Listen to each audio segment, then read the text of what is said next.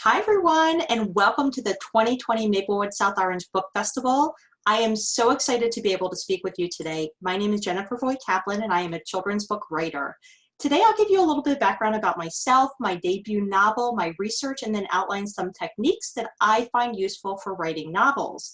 My debut middle grade novel, Crushing the Red Flowers, was just released this past November by IG Publishing. It's been endorsed by James Patterson, and I'm so excited to say that it's recently won a 2020 Christopher Award.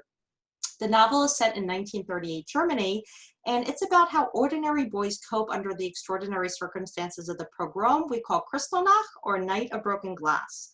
The story is fictional, but based on true family experiences. The book alternates perspectives between two 12-year-olds, Emil, a German Jewish boy, and Friedrich, a boy in Hitler's Jungvolk. I wrote the book because my heritage is half German and half German Jewish. The novel starts and stops in 1938, and I chose to structure the story this way to provide middle grade readers a solid introduction to the factors that led up to World War II and to the Holocaust. The book is suitable for tweens, teens, or really anyone who's just interested in World War II fiction. So let's get started. First, I'll give you a little bit of background about myself as a writer. My path to writing was long and winding. I was born in Germany and introduced to two languages right away, German and English, very early on. Then I moved to the United States when I was 3, and I was introduced to a third language, Hebrew, when I attended a Jewish day school for a couple of years. I had always been creative and I loved storytelling, but it really wasn't until I was an adult that I got my footing in language and I started writing. So I've always had many ideas, really too many ideas, and I never really knew what to do with them until I started dabbling in writing. I began to write picture books for my own children, just for enjoyment, and then I got a little more serious about learning the craft. I moved to short stories, which were great because they taught me the art of writing beginning, middles, and ends, and that ultimately helped me to springboard my way to writing novels. Writing just felt right. It was the first creative pursuit that gave me a way to organize and use my literally hundreds of ideas. From the very beginning, I created what I call an idea repository, which is basically one Excel document with a million tabs to house all of my thoughts. I had pages for character traits, for book and plot ideas, for great lines, for verbs that I love, weird concepts, themes, anything and everything that could go into my writing. It also gave me a way to capture my ideas before they disappeared. I've been blessed with an overactive creative muse, but she's also a really fickle creative muse, and she's super productive at weird times and never productive at the times that I want her to be. So when she's working, I need to make sure that I capture everything she says, because if I don't, I'll forget it all 5 seconds later. So getting back to finding my way to novel writing, for me, based on my family heritage, it was clear that Crushing the Red Flowers would have to be my first novel. As I mentioned, I'm half German and half German Jewish, and I grew up in the United States with a multi-layered understanding of what Jewish people and non-Jewish people of Germany faced during World War II. Advice 101 for writers is to use what you know. And the material in Crushing the Red Flowers was something that I knew because it was my own family history and my heritage. I was inspired by all the stories growing up that I heard around the dinner table, and I tried to include as many as possible. I don't want to give away any spoilers to the book because I know not everyone listening has read my book, so I'll just give you one small example. I had grown up hearing this one family story that was sad, but at the same time it was kind of funny, and I felt like I needed to document it. Apparently, my great-grandmother had a cousin who was quarantined for months due to illness. And by the end of his isolation, he used to catch flies, paint them all the different colors of the rainbow, and just let them zip around the room for entertainment. I love that story, and it took me a while, but I did find a way to add it very quickly into the novel. So another reason why I wanted to write about this time period is when I was growing up in the United States, I often experienced a lot of misunderstanding about World War II from my peers, and I always felt like I wanted to better address it.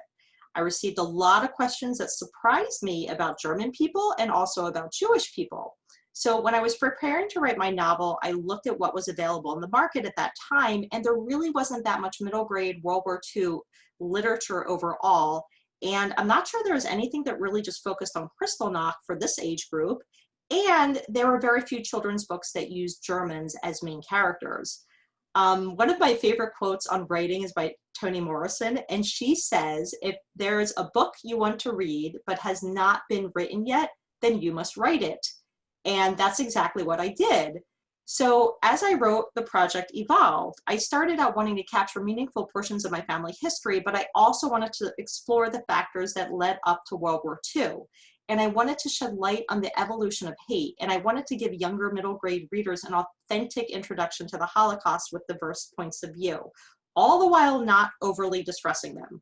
And importantly, I wanted to invite my young readers to reflect on their own lives. I wanted them to think about learning from our past and think about how we could move forward. Okay, so let's talk about research. A lot of people have asked me about the research that I conducted, and I love talking about the topic. I felt very strongly that if I was going to take on a Holocaust project, which is a project about one of the most disturbing periods of history, I needed to make sure my research was solid, and I needed to proceed with extra care and commit to not taking shortcuts. So as I mentioned, my family story serves as the foundation and inspiration for Crushing the Red Flowers, but I conducted so much additional research beyond that.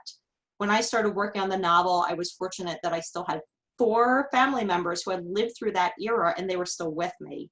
My 2 German Jewish maternal grandparents and my paternal German aunt and uncle. And these 4 people were just huge champions of my project, and the interviews that I conducted with them became the foundation of my writing. And then tried to learn everything I could about 1938 Germany. I read nonfiction, children's fiction, adult fiction, academic articles, but still, as I worked on the novel, questions emerged, like how exactly did the events of Kristallnacht unfold? And how could someone leave Germany after securing a visa? And what foods were hard to obtain? So I broadened my scope of resources and contacted historians like Myrna Goldenberg, Professor Emerita of Holocaust History at Montgomery College, and Dr. Patricia Herber-Rice with the Holocaust Memorial Museum. But even after that, I had some very specific questions that I needed answers to, like what was the weather like on certain days, and what fish could live in the Leine River, and in what month did poppies wilt. And I continued my research to gain a richer sense of German style and interiors, and just to understand the general mood of the 1930s in Germany. I watched movies from that time period. I browsed through portraits housed at the Center for Jewish History in New York, and I even watched old 1930s political clips. So I'll give you one example. One time I had a very specific question about what German wallpaper in the 1930s looked like, and I couldn't find the answer in my sources, and of course I didn't just want to make assumptions, so I took the train to New York, and I went to the New York Public Library picture collection, and there I was able to browse through hundreds of images of German interiors for the 1930s until I got my answer. And that bit of research took almost a day, and then it all got boiled down to really just one word, which I think was swirly. So people often also ask me about my characters and how I develop them.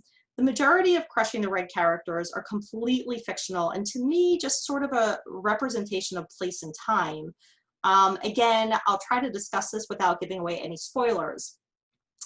So Emil's sister, Emil is the main character, his sister and father, Sarah and Fatih, are fictional, and so is Friedrich and his papa.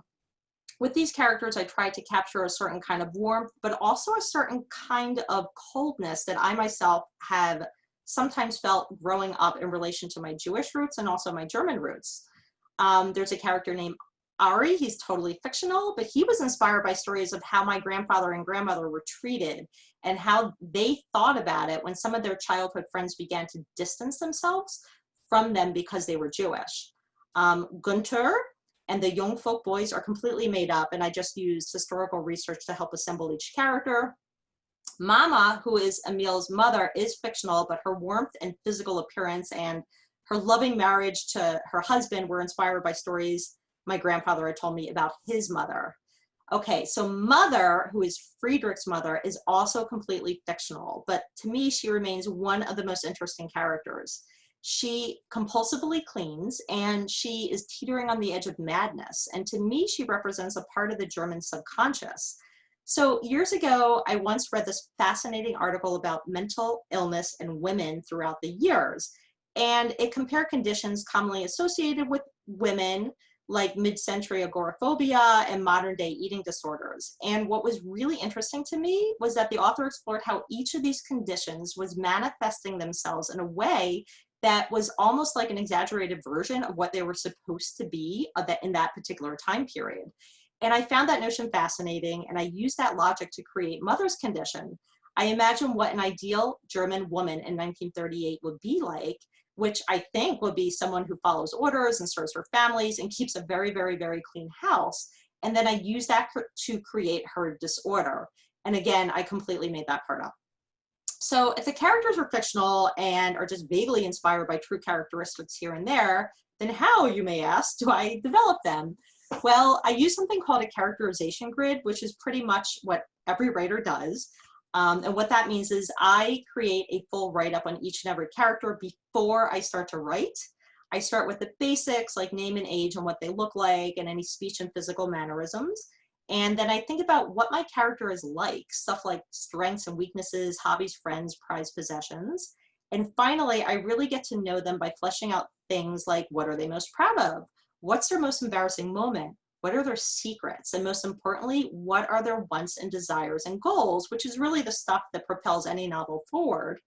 So doing this not only helps me develop my characters, but it also helps me flesh out my plot. And I will mention that I think it's important to do this for all characters, not just your main characters. I made this mistake when I first started writing the novel. I had only worked out my two main characters, Emil and Friedrich. And then a little while into writing, I went through this characterization exercise for all of my side characters, and I got some really great stuff from it. Again, I won't give away any spoilers, but when I did it for the character mother, Friedrich's mother, I found out that she has a huge secret, which I'm sure I knew all along in my subconscious, but it didn't really come out until I went through the writing exercise, and her secret made it into the book, and I think the book is that much better for it. Okay, moving on. I am often also asked what I like to use for writing inspiration, and well, the answer is many things, but I do often use other art forms for inspiration. And what I mean by other art forms is music or visual arts like paintings, photography, sculpture. It could be performing arts like theater or dance or movies. What I do is I look at the piece that I've had a connection with, and then I ask myself, why am I having this emotional response? And I dissect it. And then when I move from the emotional to the analytical, that's when I can better observe and describe. And there are so many advantages to using art to feed writing. For instance, a place or experience may become accessible when it otherwise would not have been. For example, hypothetically, if you're trying to write a story about an enchanted castle in the German woods, but you can't actually get to an enchanted castle in the German woods, I don't know, maybe because there's a pandemic, how will you know how to describe it in your writing? And you probably already have a mental image, but by dissecting a painting or a photograph of an enchanted castle, you may find additional sensory details like the soft light illuminating or the winding path, fragrant flowers, the way the smoke billows out of the chimney.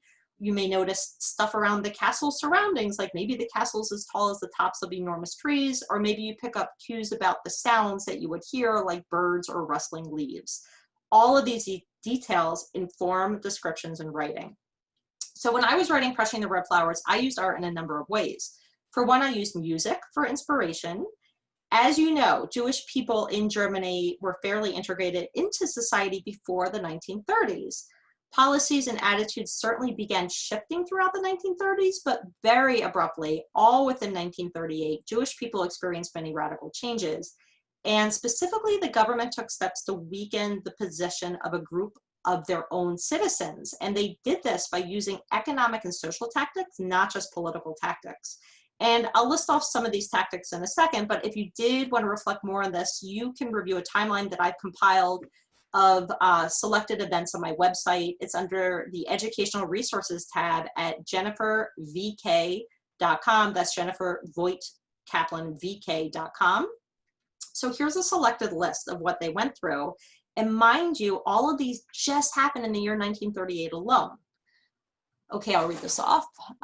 Jews were prohibited from having driver's license. They were banned from public streets on certain days. They were forced to register wealth and property, register for businesses. They were prohibited from trading, were forced to carry identification cards, were prohibited from practicing medicine. They were required to add Sarah if a woman or add Israel if a man to all the names of legal documents.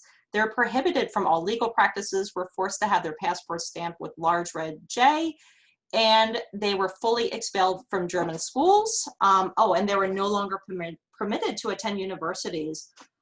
That's a lot. Thinking about all of this as I wrote, I was influenced by a musical piece by Bohuslav Martinu.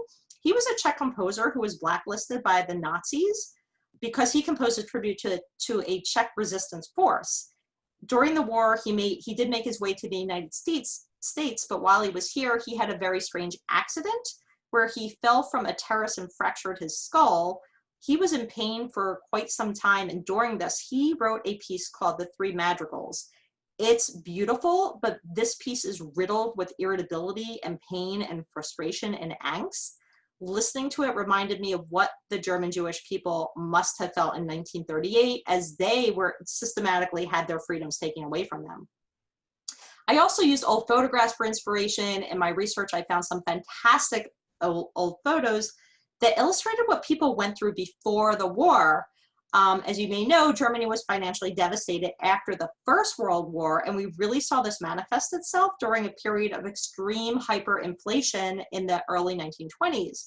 Money was nearly worthless, and it was so bad that people were using banknotes, which is money, to wallpaper their homes because it was cheaper than actually using wallpaper. Waiters had to announce new menu prices throughout the day because they kept on changing. Workers brought sacks and wheelbarrows to collect their wages. And many Germans even had to try to avoid currency altogether and started bartering goods. So I found a few photographs from around 1922-23. One was of children using thousands and thousands of bundled banknotes or money as building blocks, and another one was of younger boys flying a kite made of banknotes. So you may ask, if your book is about 1938, why are you talking about 1923? And that's a fair question. 1938 is about 15 years later and then this period of hyperinflation that I just mentioned. So many of the children that I saw in the photos would, by 1938, have been decision makers and maybe even parents. My feeling is that if I was going to write a book about 1938, I needed to understand what happened before and specifically how desperate times have gotten for the Germans. So these images gave me insight into the mentality of the time, and specifically they gave me a glimpse into what the people who ushered in Adolf Hitler had gone through when they were children. And that was important for me to understand as I wrote my book. Lastly, I wanted to mention how I use paintings for inspiration. I found this one self-portrait by Oskar Kokoschka. He's an Austrian artist painted in 1937. And I do have a visual. Let's see if I can show it to you. Let's see, is this on the screen? No. Let's try. There you go. You can sort of see it. Okay. He's Oskar Kokoschka. He's an Austrian artist. He painted it around 1937. And while he was painting a self-portrait, he learned that a number of his other pieces were included in the Nazis' degenerative art exhibition. He obviously was affronted, and his response was to change directions of his self-portrait. He continued painting, but crossed his arms in defiance. He portrayed himself staring directly and sternly at the viewer, and he changed the title of the painting to Self-Portrait of a Degenerative Artist. And this act of defiance was quite powerful for me to read about. For the purposes of my novel, it was important for me to understand how the everyday person resisted the Nazis. There's been movies made and books written about larger scales acts of resistance, but for the everyday person, resistance took many forms. And I find that incredibly compelling. For my book, I needed to understand how a 12-year-old could resist, how a housewife could resist, how everyday citizens in everyday jobs could exist. So with Kokoschka's self-portrait, we see a painter resist as he knows how through painting, and I find that very powerful. Okay, so that's it for the parents out there. I did want to mention that I have included a discussion guide at the back of the book, and I've also created a much lengthier educator's guide with additional research opportunities. That's available for free download at my website, jennifervk.com. Parents, if you're looking for a way to start conversations about what happened in 1938 and how your children can link it back to what's going on in their lives today, the guides can be some good conversation starters. So thank you so much for listening. I hope you enjoyed the rest of the festival.